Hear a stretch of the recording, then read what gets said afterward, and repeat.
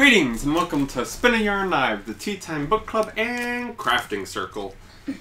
Today we are reviewing Sabriel. Which he, I'm not going to say he finished it, but, he kind of sped read the last few pages or chapters. Yeah, really. 100 pages, 10 minutes, total retention.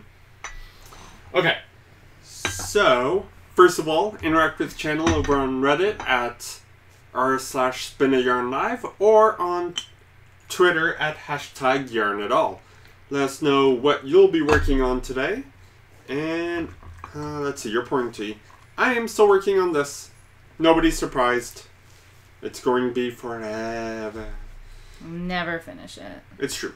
And you are working on? I'm working on a scarf, and if anyone happens to be following me on Instagram, which is another yarnaholic, because I am, then you'll know that I am working on this scarf.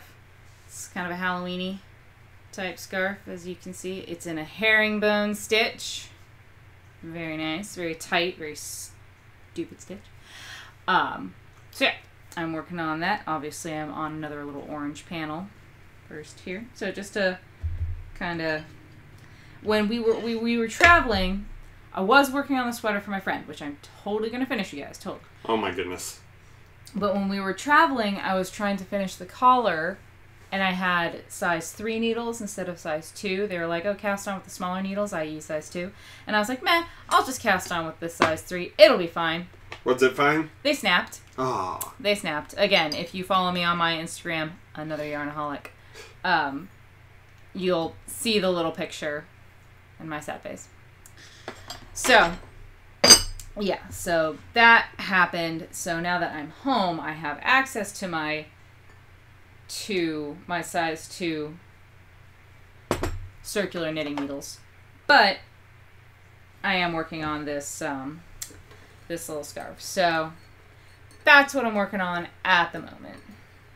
Alright, and the tea we're having, one of our favorites. One of my favorites. favorites. We went to the Georgia Renaissance Festival today. It is their last weekend, so if you're in the Atlanta area, do drop by Fairburn, Georgia. So tomorrow will be their last day. And you can get the Irish whiskey tea at the Peacock Tea Lounge, which is located kind of in the back of the attraction. As far away from the entrance as possible. And you really kind of need to get there first thing in the morning, because in the afternoon, the wait times are like an hour plus. The wait times can get a little intense. So yeah, when we go when it opens, which is at 10:30 in the morning, and we just make a beeline for the tea lounge, and we just have a lovely little brunch there. Yeah, because they only have like 12, maybe 15 tables, and part of being a tea lounge is lounging. So a lot of people, they'll get there, they'll get the tea cakes or whatever and have some tea, and they'll sit there for like an hour or two. So unlike an actual restaurant where you can kind of get people out while people are waiting, it's not going to happen. To be fair, they only have so many servers, and they've got one chef. They got one person cooking. So service is not exactly what I would call speedy. No. But the scones are delicious. They've always got great tea cakes. And if you go on... Or tea sandwiches. They don't have cake, actually, but they have sandwiches. And they have truffles, and they're delicious. And if you go on German weekend, you might be able to get the Guinness beer cheese soup, which is, oh my god, delicious. Really good. Adds 20 pounds to you. Anyways. It's a bomb, but it is delicious. So yes, that's what we are working on at present. And yes, we read Sabriel the First in the Old Kingdom series, which I just found out the other day. There are actually 2 other books in said series. Because we told you it is a trilogy. Plus a book. Which is over the wall. Yeah, Across the Wall is... I was doing a little research, and Across the Wall is kind of like Harry Dresden's Side Jobs. Oh, okay. It doesn't necessarily take place after the events of the first 3 books. What does happen is that we've got Sabriel, Lariel, Abhorsen, and apparently there's Clariel, which is the lost Abhorsen, and then there's a 4th one. I wrote it down. So I totally named this YouTube video wrong. I couldn't find a name for the series, so I just named it the Abhorsen series. Golden Land. Yeah, the series is technically called the Old Kingdom series. Okay, we'll edit that one day, maybe. Because Garth Nix, an Australian author, actually has a bunch of other series as well. This, I think, was just like one of the first that he wrote. Yeah. So, yes. A fast read, a fun read. So this definitely goes back to one of the things I enjoy about sci-fi fantasy is a unique look at a certain aspect. Something that's not obvious. For example, we'll do Dragon's Eye, I believe it's called, which it takes place on a neutron star. Science fiction, of course. Look, a kitty. Kitty. Guest star Osiris, the cutest. Guest star? No, we're the guest stars. He's the real star. But he doesn't always show up. Yeah. But, there's another series where magic is done via knitting, which is cool. I have not learned of this. Why have you not spoken of it before? And so that's cool. And this one, we're talking about necromancy. That's not for you. And, oh, kitty. Kitty. And the way the magic is done, oh. Especially the necromantic magic, apparently don't get to knit, is with the different bells, the 7 different tones of bells. Well, and what it is you have to be musical, because if you recall, when she first deals with the creature who ends up actually being a messenger from her father, she's whistling. Yep. So, and then later when she does the paper wing, again, she's whistling. Right. So it has to be you can music. whistle. But yeah, it's some sort of music. But also the bells make sense. Garth Nix draws a lot from various mythological sources. But even like, the bell that tolls, of course, we're dealing with a bunch of little bells. And death is very interesting. I don't think I've ever seen it kind of this way. I mean, you always hear about crossing a river to get into death. Like river Styx or whatever. The idea that... Oh, that's wrong. The idea that, dead things cannot cross running water is old and kind of more famous recently by Dracula. Recently. Victorian. It's recent. By... Yeah, the Bram idea... Stoker's Dracula. Yeah. But that's an old tale as well, or old idea as well. So we have in death a current. Mm-hmm. You're standing in water and there's a current pushing at you towards the first gate. And then there's 9 total gates, which is, again, you see a lot. You see that in... What are you doing? The Johnny Depp movie, The Ninth Gate. I don't remember the mythos behind that one. That was about hell. Yeah. That was about hell. Your tea is going to get cold. Yep. So we pull out from that, but we also pull, or Garth Nix pulls, from some Fae legends as well, like with the cold iron being used, just kind of touched on, not much. Yeah, not much. What he doesn't really, but... Oh. I don't have a napkin or anything. Somebody drooled on my notebook. Oh, no. This kitty. Do you have a tissue? Oh, I see paper towels. Yeah. He's adorable, but, he's a drool monster, because he's a puppy. Yeah. Anyway. So one thing that doesn't really seem to matter is that in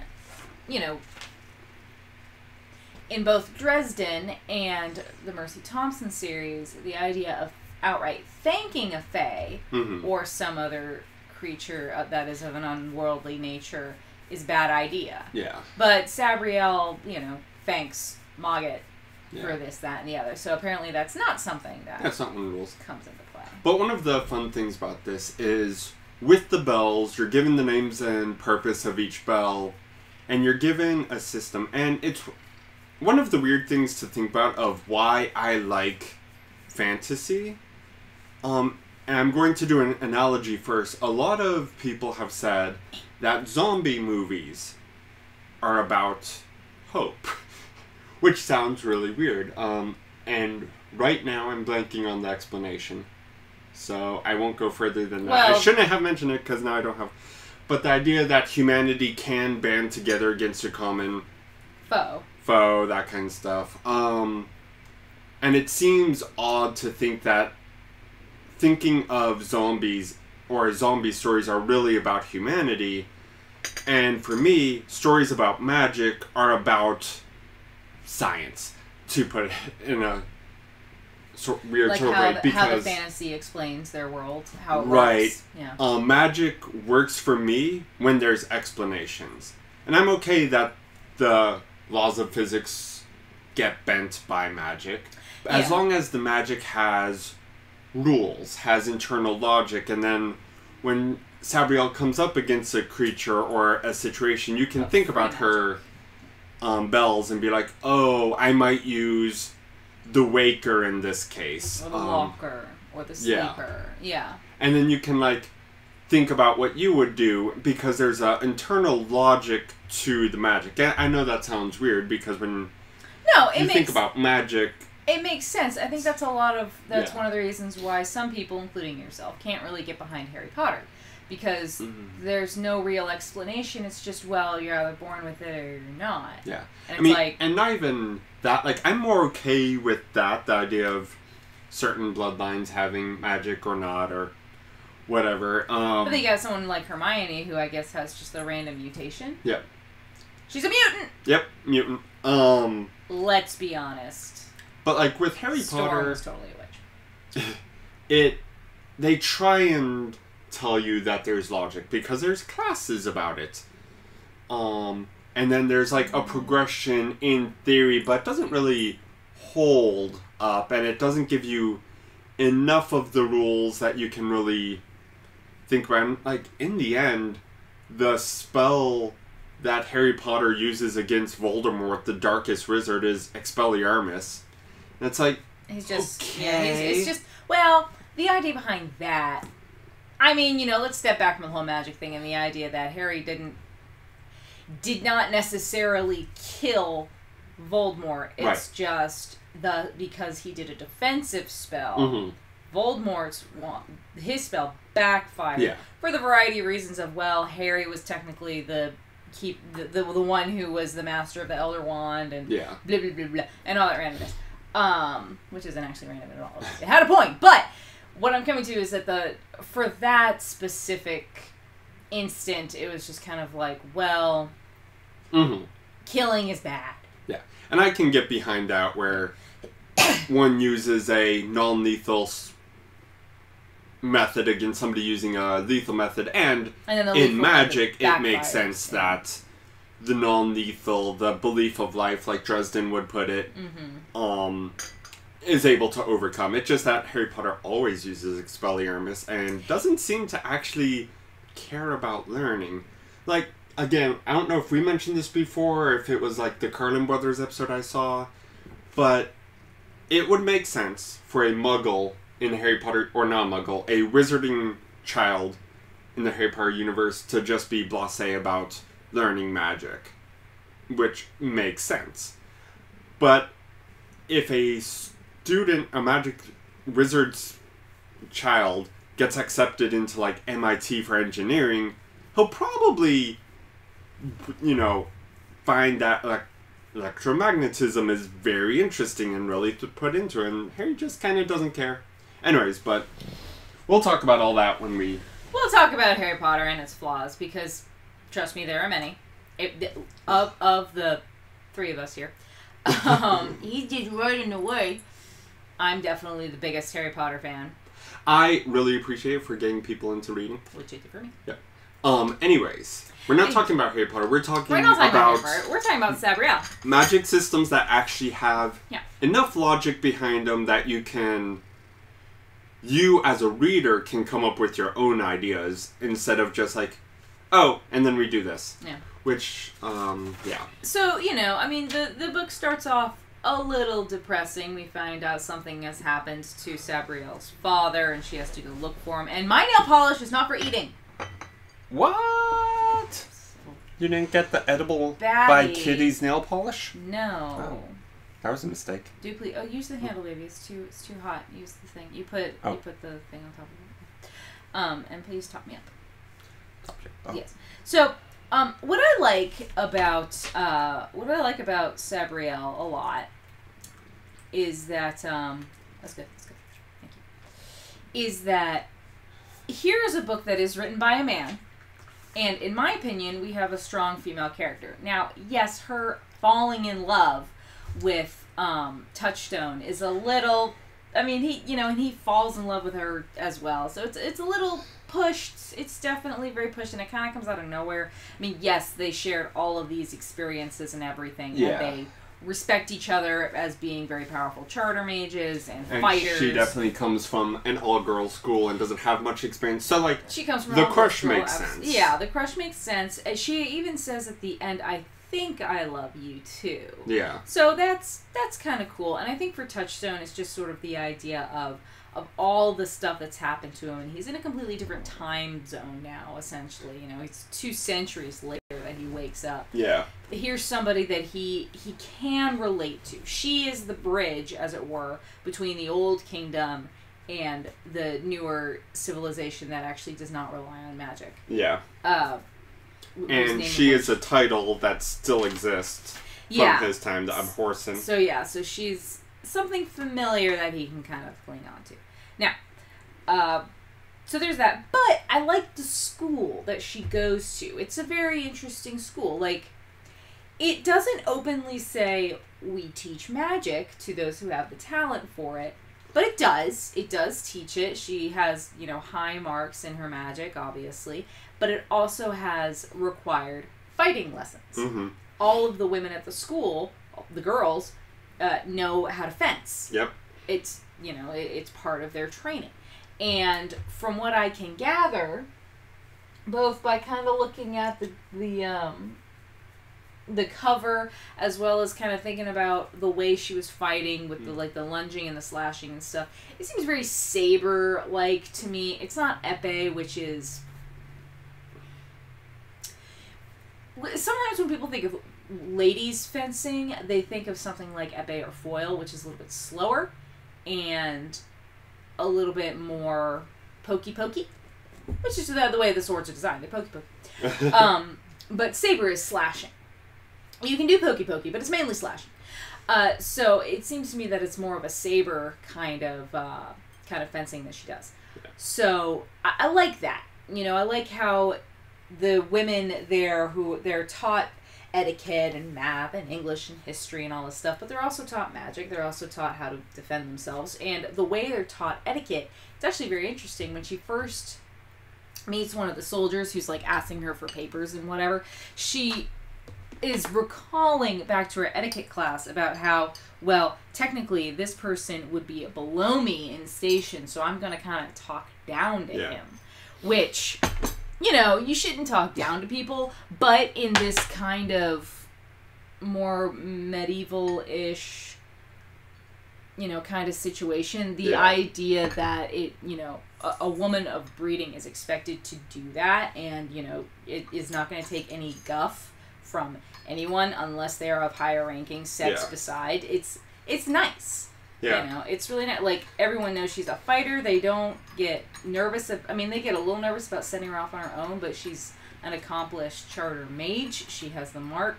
She's one of the, the colonel recognizes her as, like, you're Abhorsen's daughter, so obviously a cut above the rest, you know, that kind of stuff. So they're respectful towards her, and when they're not, they get shut down either by her or by the colonel. Yeah. So he's also a breath of, fresh air. He's not trying to stop her. Like we see, he's like, I have a daughter who's your age, blah, blah, blah. He wants to stop her, and that, in a way that makes sense. Right. But he also understands the situation. Yeah.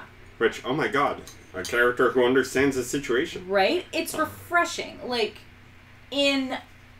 because I'm an old lady who knits, drinks tea, and watches old lady shows. In Murder, She Wrote, starring Angela Lansbury, when she's in a situation or a town where she is confronted with law enforcement that she's not familiar with, you get one of two reactions. You either get the very cliched, well, it's a woman, she doesn't understand any of this. Or you get the opposite, which is, oh my gosh, this is Jessica Fletcher, who has written all these murder books and has solved a bunch of murders across the country, and this is so awesome sauce, I want your advice, you know, blah, blah, blah. Yeah. You know, so it's either... It's extreme either way, not treating her as a person. Exactly. Yeah. It's an extreme either way. And it's like, with the Colonel, it's the happy medium. It's the happy medium of, I'm concerned and I want to stop you because you remind me of my daughter and, you know, protective parental instincts, but at the same time, I know what your bloodline is. I know who your father is. And we've not seen him. You have his bells, you have his sword, and something has happened. You talk in a way that... that conveys confidence right. and, you know, not superiority, but competence. Yeah. Yeah. So, confidence so that's and what competence. So, yeah, so just really cool. Love him. So, you like how Sabriel is written as a character? I like-ish how she's written. I'm not very sure if I would call her a relatable character. Because, again, I mean, but you can see where she's coming from. She's had the training of how to act and how to respond to individuals. Which is great. She's had the fighting training. Right. And she's had the magic training on top of what her dad has taught her. She's also read the Book of the Dead, and it appears to have a photographic memory. Yeah. She's able to pull the pages. That's a side thing, which we'll get back to. Because for me, I really like how Sabriel is written, but it's written by a guy, or she is written by a guy and being read by a guy by me. So it's like, we're going to think about slightly in the same way, so I think she's a decently written female character. I think she's great. I mean, bearing in mind she is 18. Yep. She comes across Touchstone. He is naked. Okay, so at first she's embarrassed because, gosh, look at the detail. Then you're like, oh no, penis, eh. Yeah.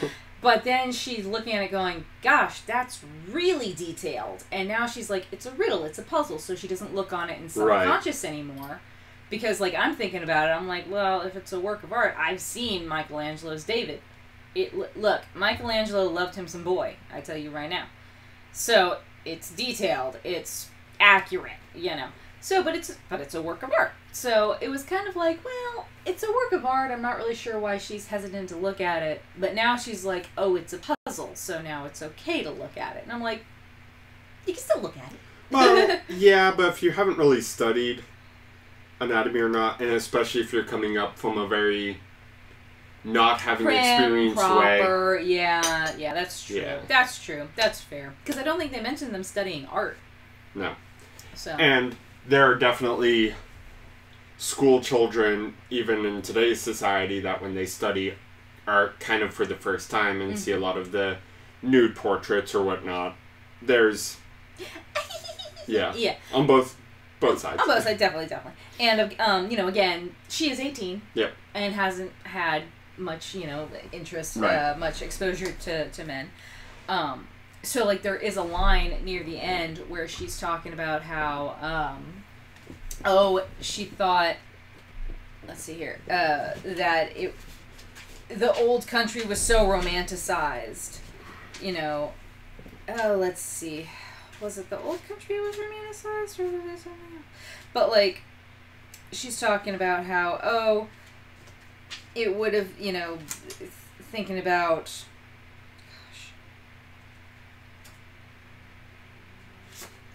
magic and sorcery and princes too, and Touchstone interrupts her saying princes, you know, to rescue, and she says, well, marry, you know, randomly, but it's true, she's the one who's pretty much been doing all the rescuing. Yep. So, yes, Touchstone is obviously a very capable fighter. Absolutely. But he does have this tiny little flaw when it comes to his fighting. Which is, he goes just a bit cray-cray. Little berserker mode. Little berserker mode. So, what I thought was kind of interesting, though, is when he goes berserk, like when we see him go berserk later in the book, because Sabriel got shot by one of the slavers, you know, he's still there. He's like, I'm going to very delicately pick up this woman, and then I'm going to run like cray-cray. Yeah. You know, and it's just kind his of like... single focus is not in fighting, it's in getting her to It's in getting her away. Leclerc, which is also kind of a fun take on Berserker mode. Right, because then he sets her down very gently and then totally passes out. Yeah. And you're like, yeah. And yeah, the Claire are very interesting, and actually we'll see more. We'll see later on. Yeah, we'll see more of them because the second one, L'Ariel actually lives with Claire. Yeah. So then we get to see what's going on with them and their thing about how they get their wens mixed up because they are seers. That's what they are, and split amongst many so that it becomes fragmentary instead of just kind of. And we do actually say, they do say here, you know, good luck, cousin. Yeah. And, you know, Sabriel's like, oh, yes, I suppose we are cousins in a way. And they're like, no, we are blood cousins. Yeah, the original blood. Yeah, the original charter mages or whatever, all their blood flows through our veins. Yeah. So that's a bit of like a hint, hint, wink, wink, nudge, nudge, you know, to the audience about the next book. Yeah. Okay, quick aside. Yes. Comments from our viewers. Oh, cool. What do we got? Well, first of all, Mom is working on a donkey and drinking water. That's apparently her craft for the day. Still working on a donkey. I don't remember if we... Drinking water? But why? We brought you so many beautiful, lovely teas. But... Drinking water. Okay. Secondly, when we were talking about Garth Nix pulling from various mythos... Yes. Mom also pointed out that the Norse gods buried in their boats, basically. The whole idea of the royal family being buried in boats is coming from the Norse. Huh. So what the idea of that's why Touchstone was attached to a boat? Well, no, just that the that boat graveyard kind of existed. Ah. It's where the... I see. Yeah. Because, every time we see a funeral, you know, Sabriel has done the rites, and she always burns the body. Them. Yeah. And she burns them for the obvious reason of, we don't want you to come back as a puppet. Right. So it makes sense that cremation is probably extremely popular in that area. In the Old Kingdom, yeah.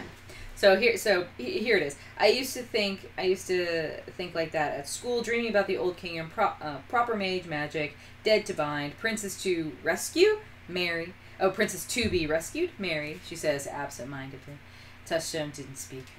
Then he's like, I love you. It's like, yeah, well, you're probably full of adrenaline and you're terrified for your life and you think this is going to be your last night alive, so... And also... I see where that came from. And also a lot of young people, even today, confuse crush with love. Yeah, they do. And again, so we never really figure out, I mean, obviously Touchstone is over 2 centuries old, but... we don't actually figure out what his age is. Because we know Sabriel's 18. Yeah. Because she didn't actually graduate from school. But, you know, we were told that she is 18. Yeah.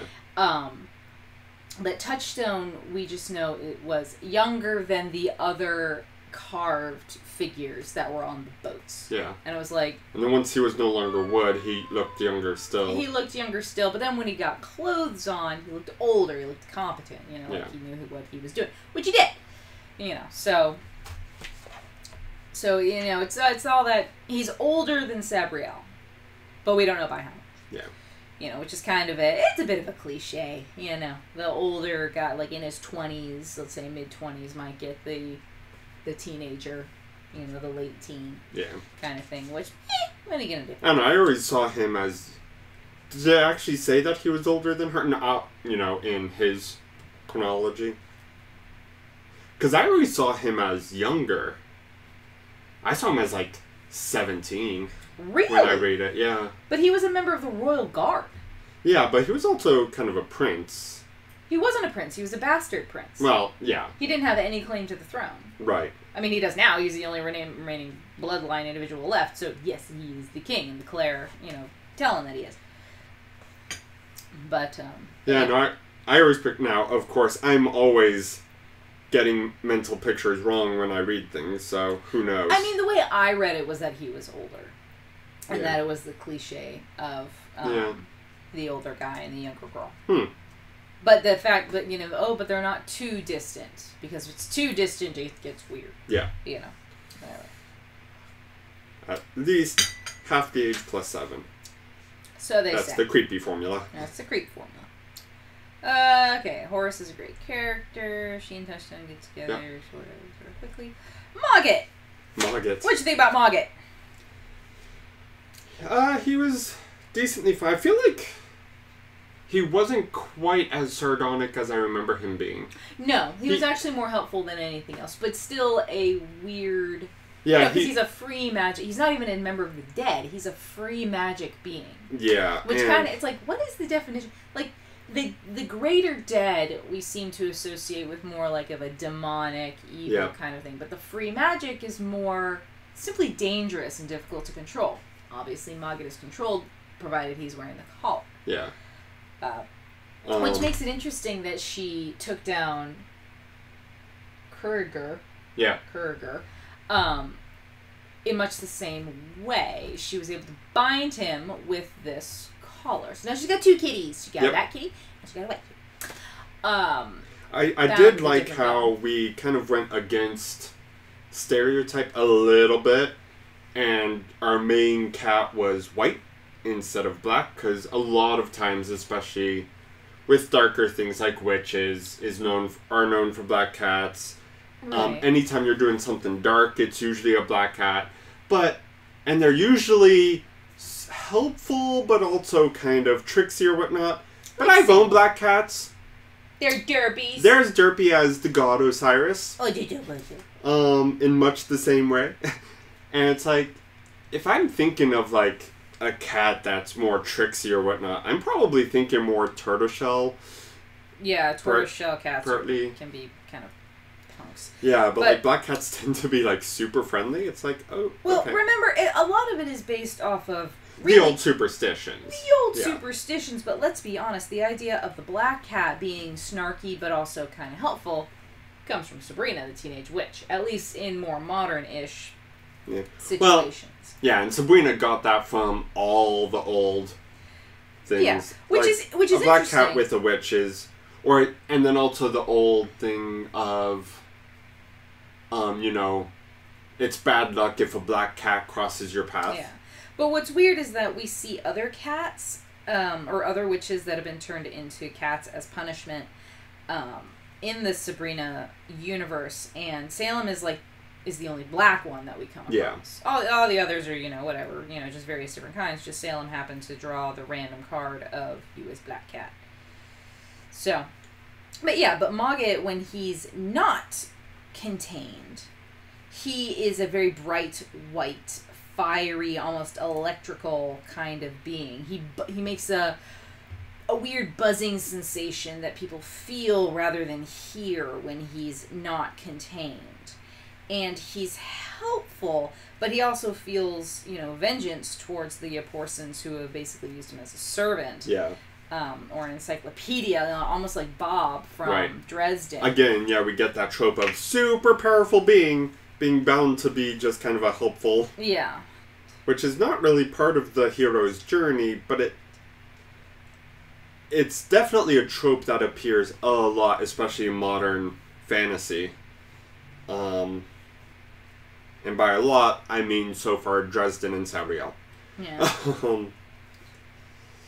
But so we have Caragor, who was basically of royal blood, has become one of the great dads, does all this free magic. He's just all over the place, and now he's bound as a cat, and it's... Now he's a kitty! So, just wait if he ever has to be released. Uh-oh, don't mess up. Somewhere. Here's the thing with Herringbone Stitch. Uh-oh. Okay. If you're doing it flat, like I am, you got a front and a back. Right? In the front, you're doing a slip, knit, but you're not knitting the two together. You're only knitting one at a time. And then when you go from the back, you're essentially purling two together, but you're not actually purling two together. You're going through the motions of it, but you're still just only slipping one stitch back onto here. So when you start with 30, you should still end up with 30 instead of reducing. Problem is that habit, you know, will get you to do the slip, slip, knit as a decrease, or the purl two together as a decrease. So at some point in this row that I just did, and I've only done the one row, I slipped when I shouldn't have done. And I think it was the back there. Okay. So I'm just gonna undo some of this right now. Oh my goodness. It'll take a hot minute. Just undo all the work we've been working on.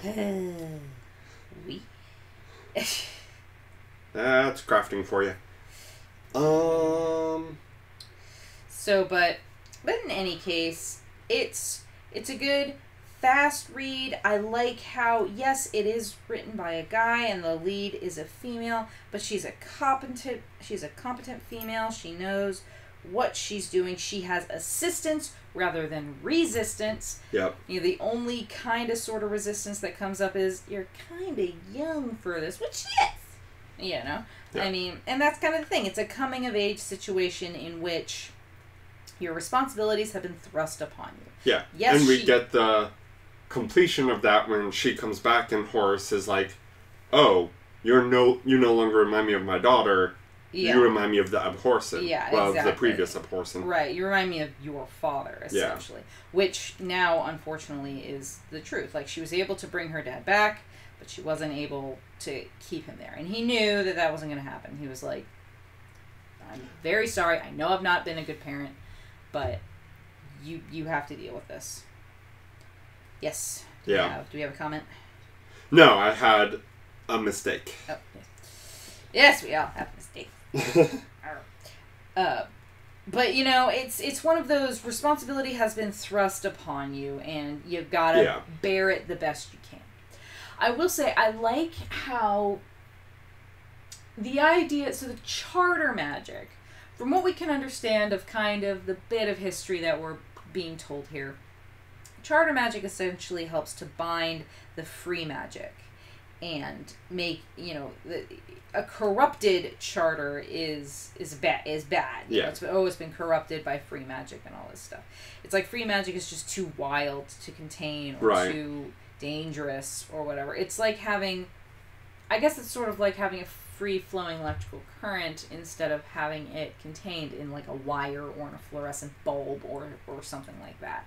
You know, control it and it will aid you, but abuse it and it's going to be dangerous and, you know, horrible circumstances. Right. But I found it interesting that the charter mages, when they were coming to help get the sarcophagus out, because of the amount of free magic and the amount of necromantic magic, made everybody very nauseous. And essentially, from what I could gather, gave them more along the lines of migraine stuff, which I had my first migraine the other day. It was awesome. So I kind of liked that. I liked how if you were actually a pure charter mage who has not been corrupted in any manner, I kind of liked how it was literally revolting. Right. You know, with the other magic. And it was kind of cool how the Abhorsen is the one necromancer who can do what needs to be done and not be corrupted by it. Yeah. Now, in the later books, we'll find out that the Book of the Dead, if you are a charter mage and you're not actually the Abhorsen, being too close to it or trying to read it can make you physically ill. So, that is the Abhorsen's book. Yeah. They're the only ones who can read it, who can understand it, who can use it, not for selfish reasons, but to help the dead go forth beyond the gates where they're supposed to stay. And it was said when we got introduced to the Book of the Dead here that only an Abhorsen, or only one with Abhorsen's blood, I imagine, can open it, but any charter mage can close it. Yeah. Which is a nice little safeguard. It is. It's a great little safeguard. It is good. It is good. So yeah, it's pretty cool, their version of the Book of the Dead. And it's interesting because it seems like that's actually the only book that Sabriel does seem to have a photographic memory about. And even Mogget says it will change. Yeah. Like, if you open it again, if you were to read it again... It would have different things in it. It'll have different things in it, which is why it should be opened very sparingly. Right. And it also seems to... Yes, she has a photographic memory of it, but that feels more like the spell on the book, because when we get to the paper craft, that basically inserts knowledge of its... how to function, how to... charter, whatever they're called. The charter symbols. Marks. Imprints it into your brain. I feel like the Book of the Dead does the same. Yeah. But also has a sealing spell to hide some of the nastier magics away from your brain until you actually need them. Which is, it's interesting. She had the book the entire time, but in Sabriel, she never actually opens it. That's true. She has it with her because she knows it's important and she might need it, but she never once actually had to open it. Now, the two other books she had, which were full of regular charter magic, she did open and she read. Well, normally. And then when they got closer to the wall and they had to, fight the necromantic dead that was coming towards them, it started bleeding. Yeah. And Touchstone is like, why is it doing that? He says in a way that almost, but not quite, left out the nervousness. It was like, it could have been curiosity, but it wasn't. It was more like, is it doing that? Is that? Don't be freaked out, says Rapunzel. Please don't freak out. Entangled. Yeah. I'm just curious. I'm not freaked out. I'm just very curious in your hair and the magical properties. Possesses. How long has it been doing that exactly? Is I think what he says. Yeah, pretty much. If memory serves. And your audio memory generally does. Okay. I undid this, but I didn't really notice any things being done together. And that's one thing that... So I love how the necromancy aspect of it was really expounded upon. We learn about the bells, what they do. The charter marks, less so. We get kind of a little bit about them, but again, not too much. But, we're just given kind of the basic stuff. So that's kind of a less good system. Of course, free magic, they don't really say much, but it feels a lot like any sort of wild magic that you see in many of the fantasies. So that's fine. Yeah, as you say, they don't really explain the charter marks because they talk about the stones. Yep. And how the stones are basically conduits to help channel the marks, and they're also supposed to serve as defense against the dead, which is why, those charter stones being broken was a big thing. Now, of course, we only have 3 that are not broken. 3 out of the 6 that are not broken. So that's a situation. But at least we still have 3 out of 6, say 50%. We're all right there. And it's only an F minus. Yeah. And Krieger for the moment is contained as a kitty. Kruger, what is it? Carragher, Kerrigor, something like that. But anyway.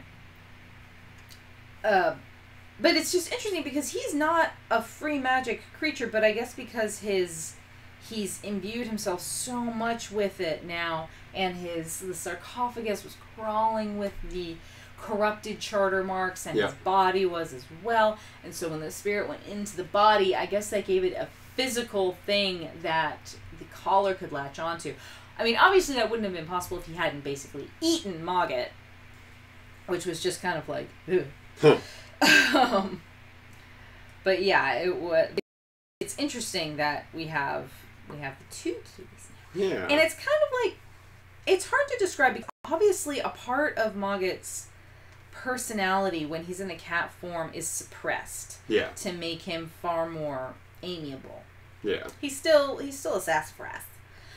But he's a helpful sassafras, and he doesn't want to, or I guess is physically capable of killing the Abhorsen. Yeah. But obviously in his free magic, free form, he wants to. Yeah. Which means he was probably at some point, like Karagor, way back in the past, Maybe. some big, huge things that the Abhorsens had to put down. They said that there was some Wallmaker's blood in him, or something to that effect. He had a bit of the Wallmaker's magic or blood or the collar was made by the Wallmakers, so I don't know if maybe that's what you're thinking about. Maybe. Excuse me. But yeah, I don't remember the other two books very well. I do remember that the second book is my favorite because that main character, Liriel, is, I think, my favorite character in the Old Kingdom books of the three that I've read. It's been so long since I've read it. Like I vaguely, I mean, I know who she is. I'm not gonna give any spoilers, but I know who she is and what her relationship to all this stuff is. But see, I find her very identifiable to me. So we'll see when we read that. Yeah, when we get there. Well, no. Do you have more notes? So let's see. It's again going back to what was that test that you were talking about last time? Yes, the Bechdel-Wallace test. Is that with like two women have to discuss? Okay, so we had that. We don't have very many female characters in this book, but we did at the very beginning. Yep. We had the we had first L'Oreal talking to the student Jacinth. Yeah. Jacinth. Whatever her name was. To save her bunny. Yeah. Save Bunny. Who had there's blood all over her. It's just a cut. It's already healed up. Okay. And then she was talking to her magics teacher when the creature came in. It was kind of interesting because obviously the creature was formed by her dad and was meant to be a messenger. Yeah. But it's kind of like he didn't attack anyone. But he was certainly intimidating. Right. And was terrified everybody and Sabriel's first thought is must banish it back to the death into death. And then it finally screams, "Nah, my messenger! Take the bag!" And she's like, "Oh shit, what?" It's just kind of like, yeah. If you could make it, maybe he could only make it talk while in death. But it was kind of like, what made you think she wasn't going to Well, what materials did he really have to work with? He probably just bound a member of the fifth gate. Well, member, but somebody a dead that was hanging around the fifth gate. He probably bound them in order to send them as a message. To send his. So he probably didn't have a lot of quality, happy spirit messenger boys to send. That's true. But yeah, then so we get those conversations. We don't get another conversation with her and a woman until page 398. Yeah, which is where the Claire show up again. The Claire show up again. And they mention the king, but mostly they're talking about this is how you have to defeat the big bad, who is a man, but he's not our main character. He's just our main antagonist. Yeah, and he's not a love interest. Yeah, it's not talked about as talking about a man. It's talking about the big bad. This is where you must go to find his body and destroy it. Yeah. So I like how, Sabriel is set up as this very intelligent, very competent fighter, magic user, problem solver. She's an active character. Yeah. This has happened. I have to do this. My first job is get home. Get to the Abhorsen's house, and then we'll go from there. And then she does. So that's great. Touchstone, as the male lead, more or less, he's very much, he doesn't become the lead. He is still in the back. Now, part of that is, he feels like, well, he's the bastard son, and he didn't do his job. He failed in his job to protect He the queen. actually led to the destruction of the queen. Exactly. So in his mind. So he failed in his job to protect, his queen, who's also his mother, and, all this stuff. So he feels like he's kind of worthless. And I love how that kind of pisses Sabriel. Yeah. She's like, oh my god. Just be a human, don't be a servant. Yes, just be a person. I just want to talk to somebody who's not going to be all, snooty like Mogget is. So, but he doesn't take over as the lead, which is really, really nice. So he's a really good, side character. Now, in the next, I don't know if it's in L'Ariel or if it's in Abhorsen. I can't remember which one it is. But we'll get a male character. I don't think he's the lead, but we get, him being more focused on. Yeah. I'm not going to say who it is. But we get him being more focused on. And it's just interesting because, I was just kind of curious. I was like, okay, Garth Nix, it definitely sounds like a male name. But, I've been deceived before. So, in Googling him, I was like, oh, okay, he is a man. He's from Australia. He has a wife. I don't know if he has any kids, but, he's married and all this stuff. And it's just like, huh. But his other books, he has other series, and from what I can tell, they all have female leads. Huh. It's more like if you're looking at... when you look at a lot of modern writers for fantasy... Yeah. Okay, and this is straight up fantasy. When you look at more modern writers, if it's a male writer, maybe every once in a while they'll have a female lead, but female leads in series are dominated by women. Yeah. Not to say that women dominate that particular side of things. They don't. Right. But for the women who are well known enough, Hamilton, Lauren, she's a vampire or a witch series. I don't remember. I can't look. Yeah. I worked in a bookstore. You'd think I could remember these things. Nope. I remember the last name, so. But yeah, a lot of when you think of female leads, or if you think of multiple series that have different leads, you think, oh, well, if it's their female leads, they're written by a woman. But here's a whole series of books, and they're all written by this one guy, and I'm like, this is really cool. Yeah. I like this guy. This is great. And guys, it can be done. It can be done. You can write a competent, intelligent, capable female lead who doesn't have to fall in love with a dude. In this case, we did get that one, but L'Ariel is different, so that'll be fun. But yeah, it's interesting. Yeah. It's interesting, and it's cool, and I really appreciate it. So, again, my only real kind of quip is, well, the two leads kind of fell in love real quick there. Yeah. But other than that, I liked it a lot. Yeah, and it makes you curious. This book kind of sets you up. Like, oh, here are other elements. Now we kind of know all about the Abhorsen, and we know all about the royal family that fell. But then we have these different branches of magic. Yeah. Like we have the Claire with their clairvoyance. Yeah, get in, that's where it comes from. And their ability to see things, but not necessarily when they happen. But it's also... And that one's... There are no men. The Claire have no men. Yeah. It is all women. So it's interesting when you have, like, Colonel Horace, who has the sight. But the sight usually seems to... If you have the sight, you usually only get the one warning of, hey, guess what? You're about to die. Yeah. It's just kind of like, this sucks. Like, why thank you.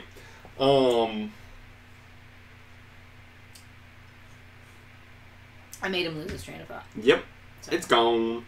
Anyway, so yes, we talked about the Bechdel-Wallace test. Now, granted, she didn't have too many people to talk to throughout the whole book. She was mostly either by herself or with... Or with Mogget, or then Touchstone. Yeah. Let's see.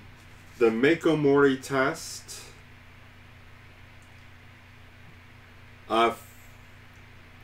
Female has a narrative arc that's not about the lead's arc. Technically, because our lead, or the leading male's arc, technically because she's lead, she has her own arc of growing up, but does any other female characters in there, or really any other characters, Mogget, not really. He doesn't change. He's kind of a static Mogget, thing. No. Touchstone is kind of... He has to forgive himself. He has to realize that it's not his fault and then move on. Yeah. He's part of the leading party. Yeah. And we don't really get any other characters long enough to have their own arcs in this one. Which is interesting because, I mean, it's a... What the hell? This is a 500-page book. Yeah, I mean, it's impressive. Yeah, it's 491 pages. It's a big book. And most of it's spent almost in solitude. Yeah, it is. It's her getting to where she needs to go. And it's kind of like The Hobbit, where that's really all that happens is he needs to go to the mountain. Which mountain? The Lonely Mountain. Yeah, the Lonely Mountain. Far over the Misty Mountains. He needs to go to the Lonely Mountain, steal some stuff, and then come back.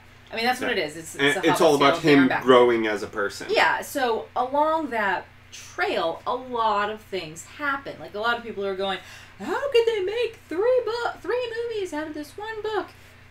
If you actually read it, well, a lot of stuff happens. A lot of stuff happens. I don't think you can make 3 movies. You can make a 12-part mini-series, which is longer, but you can make a mini-series. Trying to do like it as set up as a movie just doesn't work. It doesn't really work. But this is kind of in the same thing because we're just staying with her, watching as she goes to where she needs to go and every step that she takes. But it's interesting, like the very moment that she leaves, there's already tension. The current Abhorsen is either dead or is at the very least trapped in death. And it's kind of like, okay, this is a problem for a couple of reasons. One, we need an Abhorsen because he, she, whoever, is the one who keeps the dead dead. Very important. And like this particular one, we never figure out what her father's name was. You know? We know she's Sabriel, but then a bunch of people call her Abhorsen. It's just kind of like, she tries to correct them. They're like, no, you're Abhorsen. And she's just like, But like he created the pipes, the wind pipes that were along the wall.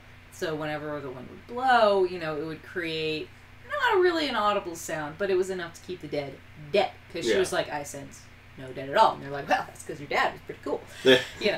And then when he officially died, he was no longer stuck in a gate. When he officially went all the way back to the 9th gate, then his magic died with it. Yeah.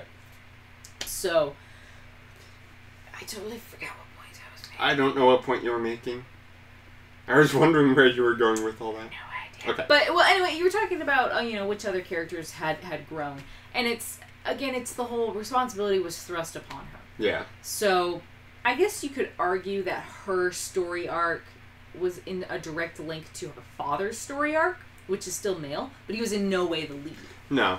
But yeah, since I don't know exactly how this test works. I remember my point. My point is that at the very beginning we have tension, we have a situation where things need to happen. And even though we have a lot of the book where she is alone, it's always interesting. She's either running from something, having to fight something, has to go into death to look for something, or it's not and it's all connected. Yes, yeah. There's no random stuff like an elevator that goes to a bunch of different stuff.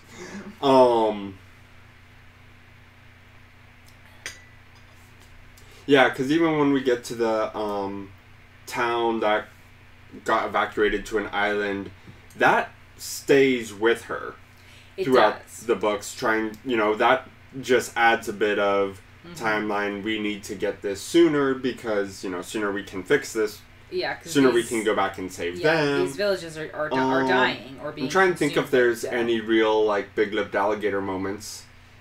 Which, if you haven't watched Nostalgia Chick or Nostalgia Critic or any of the Channel Awesome people, where have you been? I know it's a trope now that's been named on TV tropes, but what it is usually a musical number that comes out of nowhere, a situation that comes out of nowhere, has nothing to do with anything, and then kind of disappears and is never talked about again. And you're like, but shouldn't we talk about that?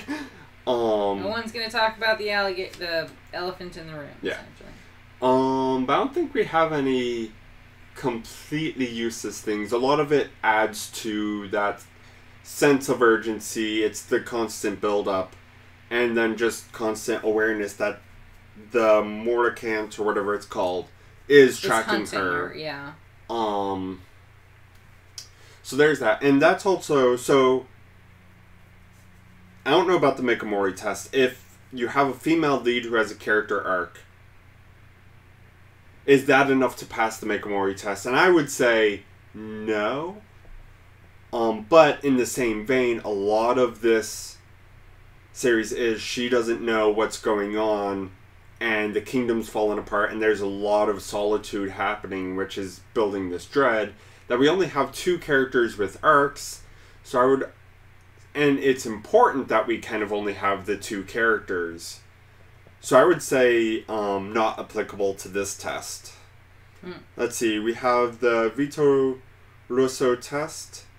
There are no LGBT identifiable characters, so it fails that one. Non-white characters, we don't get any.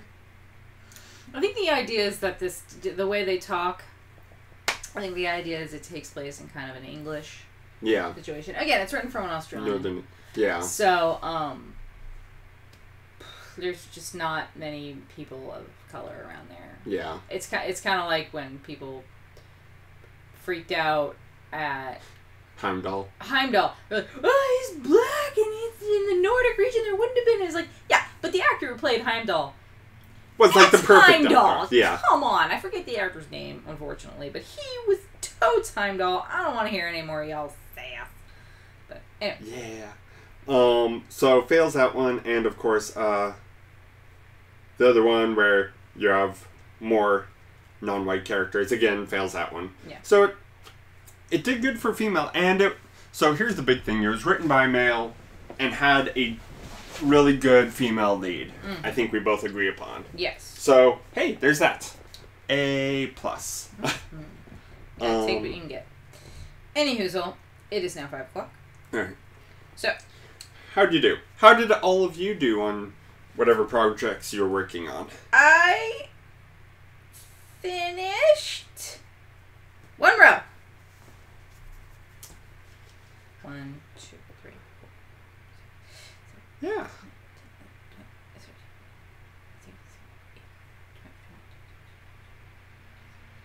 The 30. exciting.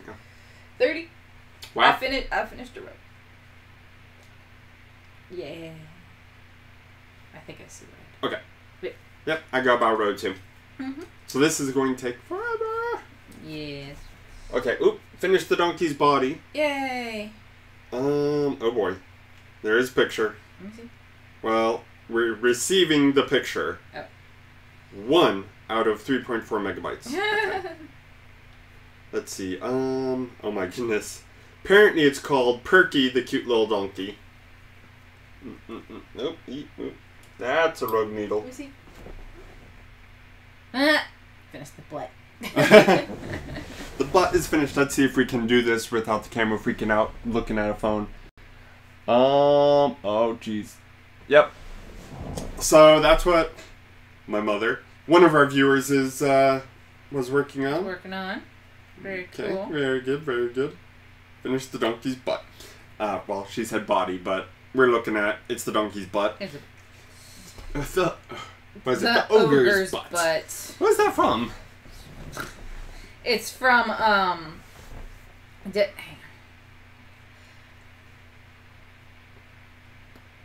Oh crap! I keep on wanting to say Camelot, which it took place in the Oh gosh, it was an animated movie making an attempt to compete with Disney. Obviously that didn't work too well, even though it had some big name actors in it, including Gary Oldman, who's the guy who said the ogre's butt. Oh my gosh. What was that movie? The Quest for Camelot? Quest for Camelot! Quest for Camelot. With the blind monk who could basically see. With blind swordsman or whatever he was. The worst part, I mean, that movie was bad, but the worst part, personally, is that Carrie Elways, who, if you don't know who Carrie Elways is, I don't know what's wrong with you, but to help you out, if you've ever seen Psych, Despero. He played Despero, Pierre Despero, the art thief. And if you have ever seen Mel Brooks's Robin Hood's Men in Tights, he played Robin Hood, which is hilarious to me because in all of the Robin Hood movies, Robin Hood is an English myth legend, superhero kind of, you know, take from the rich, give to the poor, blah, blah, blah. One of the few they have. Huh? He's English. The one time Hollywood has a British actor playing him, and it's a Mel Brooks spoof. Yeah. I love that. And I'm sure Carrie Elways loves it too. Because he says at one point in the movie, Prince John is saying, why should the people of Rottingham, it's called Rottingham, why should the people of Rottingham listen to you? And he says, because, unlike most Robin Hoods, I can speak with an English accent. And everyone's like, ooh, we got you there. You know, it's very, very funny. And of course, Princess Bride is what he was known for. Oh yes, Princess Bride. Yes, of course. He played Wesley in Princess Bride, obviously. That was his big role. Shot him to the big leagues. Well, because he's so dang cute. But anyway, so... Yep, that's what my mom just said too. Because you didn't mention it. We were sitting there like, why haven't you mentioned the Princess Bride yet? Yes. That's what he's most well known for. Princess Bride, Wesley, or, you know, Dread Pirate Roberts. I don't know why I couldn't think of that movie. Because I was thinking of the hilarity of Mel Brooks's Robin Hood. And I was... yeah. Anyway, so the blind dude, his speaking voice is Carrie Elways. But his singing voice is Eric Idle. And it's like... they're very different. Like, I'm sorry that Carrie Elways, I guess, can't sing, or they didn't want him to sing the parts, but it is so blatantly obvious when it switches, and you're just like, whoa, that is not the same dude singing. Like, they didn't even make an attempt. It's like, if you want to make an attempt, get Jeremy Irons, for crying out loud, okay? At least he's good at mimicry. Yeah. Did you ever see in okay, so Lion King, if you didn't see Lion King, I have no words. But okay, so in the Lion King, Scar is played by Jeremy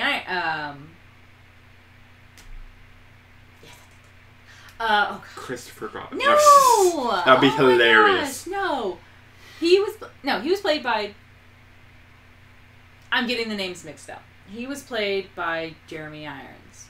Yes, I think. And so he was singing the bits, but then he couldn't finish the singing bit for Scar when he's singing Be Prepared. And so another voice actor comes in to sing the parts for him. Let's see here. Okay, The Lion King. Is it Jim Cummings? Jim Cummings. There we go. Jim Cummings. Okay. Yes. Cast. Okay. I didn't know Rowan Atkinson played Zazu. Rowan Atkinson played Zazu? Zazu? Atkinson plays Zazu! Oh my god, I love that! Well, now I need to watch that movie again. I know. I love it. Okay. Yes. Jim Cummings. Who also played Ed. Who's Ed? I don't know who that is. But anyway, yes, so Jeremy Irons plays Scar. And Jim Cummings, who's a brilliant voice actor, also comes in to sing the rest of Be Prepared. And so, like, at the beginning, it's Jeremy Irons, and then it's Jim Cummings, and you're just like, you cannot tell the difference. You can't tell when they switch. You can't tell when they switch. They do the exact same thing in Anastasia. Christopher Lloyd plays, that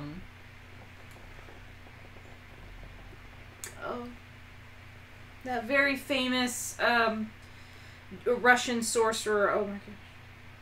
I can't believe I'm blanking on this. The guy who was like... The guy. You know the guy. No, he was... not that guy. He was shot, he was stabbed, he was poisoned, he was... You know, all these things happened and he just wouldn't die. Rasputin. Yeah. He plays... Okay, so Christopher Lloyd plays the speaking role of Rasputin, but then he has a singing number because, well, it's a cartoon, so everybody sings.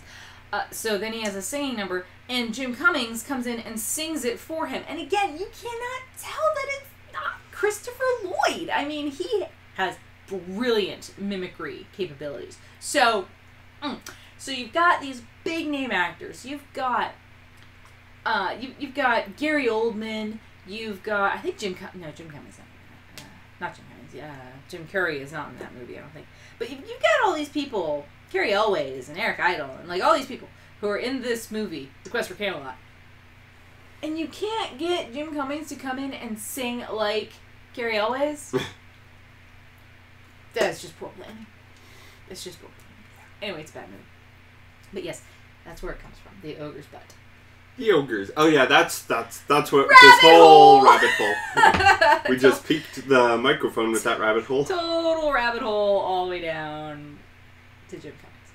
Anyway, so next week I think we were scheduled to read Alita. Did you just say Lolita? Because that's a very different... That is a different... Well, it's a different book first, and also a different... Culture. So... But we've reached the end of where I was planning, really. Like, there's a few more weeks that I had planned, but it's, like, kind of unraveling. So we're going to do... We're going to do Dresden that we skipped last week. Yeah. Because... We do not have the manga. We do not have the Alita manga. We need to order it and bring it in, but we're having difficulty locating it. Yeah. So we're gonna do the best we can to get the rest in. Let's get all of them that we can. And I'm not going to be able to find it in time because I was just going to look it up for when we got to that episode. But I'm not gonna find it. So one of our viewers commented that the movie for Alita got moved. It got pushed. Well, no. They commented that it's going to be the first 4 books in the manga. And we've only read the first 3 in it. And then the viewer also added a bunch more information about what the other different Battle Angel Alita series were and how that all works. I'll bring all that up when we actually get to our Alita episode, which is not going to be next week. It's not going to be next week. So next week we're going to talk about Deadbeat, which has Sue! Which we kept getting all excited about, and then last week it just didn't happen. Not last week, but the week before. It just didn't happen for us. Our schedules were all crazy. My office was moving, and it was just... It was a little cray-cray. And I haven't finished it yet. We hadn't finished it yet. Did. Well, no, I was like 30 pages from the end. I was like 30 pages from the end, but it just didn't happen. Oh, Mom says Rasputin. I said Rasputin. That's how delayed I am. By the way. But anyway, so we are going to talk about Harry Dresden and Deadbeat. A fun book. Yeah. A few things get revealed. And as we said last time, we've passed the stage where Dresden File books start getting really good. Yeah. And we're going to keep having really good books. Yeah, we're going to keep having really good books. I gotta tell you, I cannot wait for Skin Game. That one's awesome. I can't remember what any of them are by name because when I read them kind of all at one go, which means they kind of are all one book to me. They blur together, they definitely do.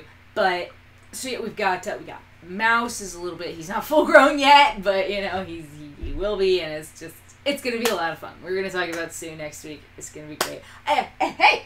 It's a book about necromancy. So, true. Hey, it links. It links. So. Welcome to October in June. It's true. Yeah. We're bad at this. We're bad at this. What was in Gravity Falls? Oh. Summer. Is it summer? They just it's not Summerween, is it? No.